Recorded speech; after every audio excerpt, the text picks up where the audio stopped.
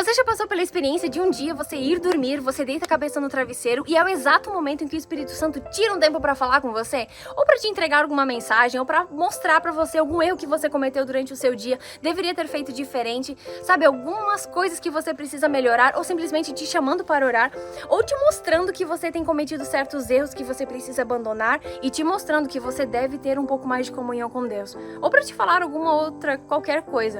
Bom, comigo isso já aconteceu várias vezes.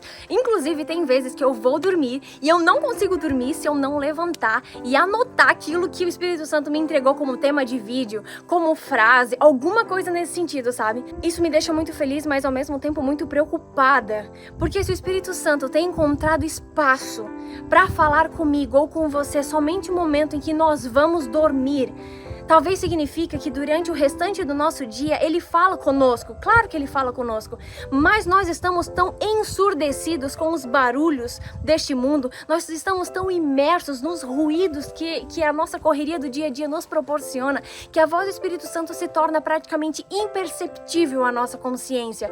Ele fala conosco, mas nós estamos tão imersos nessa correria, em agenda e tudo mais, ou outras coisas que, sei lá, desvirtuam a nossa mente e desfocam do que realmente é importante e que o Espírito Santo fala com a gente e nós não damos ouvido.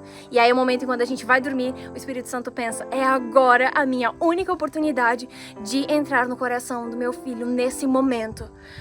Irmão, como eu falei, isso é algo que me deixa feliz pelo Espírito Santo falar conosco quando a gente vai dormir, mas é algo que me deixa preocupado também, porque talvez ele fala, mas a voz dele se torna imperceptível na nossa consciência. Por isso que eu estou aqui para te falar, isso é uma mensagem para mim também. Eu não quero que este céu aqui, seja o único céu que eu veja, seja o único céu que você viva. Sabe, a Bíblia diz que aquilo que nós vemos, ele é transitório, ele é passageiro, mas aquilo que nós não vemos, ele é eterno. O inimigo, ele tem, assim, o objetivo de neutralizar os nossos sentidos, a fim de que a gente não enxergue a nossa própria condição espiritual, a fim de que a gente não enxergue a necessidade do outro, a fim de que a gente não tenha facilidade para falar sobre as coisas de Deus, mas tenhamos facilidade para falar piadas, para falar mal dos outros, uma fofoca, uma inveja, sei lá, coisas nesse sentido. Ele quer neutralizar e paralisar os nossos sentidos para que a gente não ouça mais a voz do Espírito Santo, mas que a gente tenha muita facilidade de ouvir uma música que não tem nenhuma letra edificante e aquilo penetre na nossa mente e fique lá o dia inteiro soando isso no nosso pensamento. Sabe, nós, por natureza, nós não temos facilidade e propensão a estar perto de Deus.